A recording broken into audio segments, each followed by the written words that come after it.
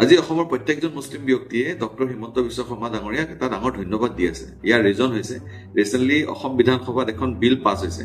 এই বিলখনৰ নাম হৈছে Assam prohibition of polygamy bill 2025।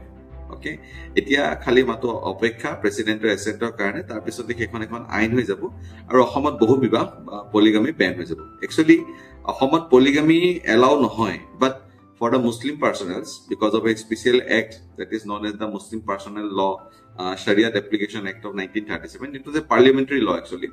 Hetue ki kore polygamy allow kori rakhisile Muslim personnels bilako.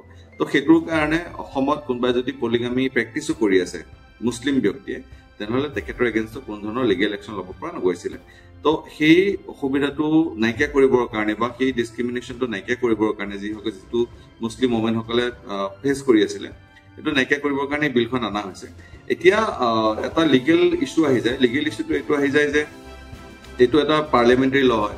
পাৰ্লিয়ামেন্টাৰী ল কেতিয়াও ষ্টেট ল ওভাৰৰাইড কৰিব নোৱাৰে, বাট যেহেতু মেৰেজ এটা কন্ট্ৰাক্ট লিষ্টত পৰা সাবজেক্ট হয়, গতিকে মেৰেজৰ ওপৰত ষ্টেট গভৰ্ণমেণ্টেও ল বনাব পাৰে। বাট এটা প্ৰভিজন আছে কনষ্টিটিউচনৰ আৰ্টিকল 254 ক্লজ 2 ৰ আন্ডাৰত।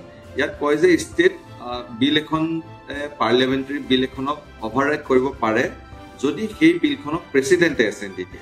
তো এতিয়া আমাৰ যেটো আসাম প্ৰহিবিশ্যন অফ পলিগামি বিল আছে, সেই বিলখন কেটো পৰ্যায়তে আছে যে বিলখন বিধানসভাৰ পৰা পাছ হৈ গল। এতিয়া আমাৰ প্ৰেসিডেন্টে যদি সেইখন এছেন্ট দিয়ে তেহলে অসমত পলিগামি বেন হৈ যাব। ঠিক আছে, এতিয়া ইন্টাৰেষ্টিং কথা এটো যে এই বিলখন আনাৰ আগতে অসমত বিভিন্ন ব্যক্তিৰ লগত এটো অপিনিয়ন লোৱা হৈছিল, আলোচনা বিলোচনা কৰা হৈছিল, মুছলিম সমাজৰ লগত আলোচনা বিলোচনা কৰা হৈছিল আৰু বিভিন্ন এপ্লিকেশনস আহিছিল। সেই এপ্লিকেশনস বিলাকৰ ভিতৰত অকল দুখন এপ্লিকেশনহে অকমান অপোজ কৰিছিল, বাকি যিমানবোৰ এপ্লিকেশন আহিছিল specially for Muslim community, they were supporting the polygamy ban. আৰু সেই দুখন এপ্লিকেশন আহিছিল, সেই এপ্লিকেশন দুখনো এটোহে ৰাইজ কৰিছিল যে এই যোনটো লিগেল কোৱেশ্চনটো আছে যে পাৰ্লিয়ামেন্টাৰী ল হয়, সেইটোৰ ওপৰতে এটা কোৱেশ্চন আনিছিল। লগতে কিছুমান ব্যক্তি এইটো কথা কৈ থকা হৈছে যে এটোটা এটা ৰিলিজিয়াছ ল হয়, যে freedom, it is part of freedom of religion article 25-26।